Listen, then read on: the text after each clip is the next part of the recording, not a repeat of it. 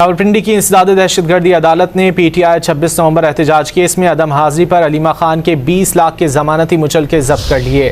अलीमा खान के काबिल ज़मानत वारंट गिरफ्तारी भी जारी कर दिए गए। इंसदाद दहशतगर्दी अदालत के जज अमजद अली शाह ने समाअत की। अदालत ने अलीमा खान को ज़मानत मनसूखी का नोटिस जारी कर दिया। दोनों जामिनों को रकम की रिकवरी के लिए भी नोटिस जारी कर दिया। ATA की सेक्शन 37A के तहत अलीमा खानम को तौहीन अदालत का नोटिस भी जारी कर दिया गया। समाअत पीर 15 दिसंबर तक मुलतवी कर दी गई। अलीमा खान ने अदालत से बात करने की इस्तदा की, जो मंजूर कर ली गई।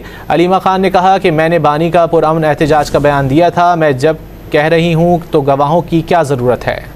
ATA की सेक्शन 37A के तहत अलीमा खानम को तौहीन अदालत का नोटिस भी जारी कर दिया गया।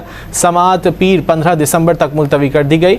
अलीमा खान ने अदालत से बात करने की इस्तदा की, जो मंजूर कर ली गई। अलीमा खान ने कहा कि मैंने बानी का पुरअमन एहतजाज का बयान दिया था, मैं जब कह रही हूँ तो गवाहों की क्या ज़रूरत है।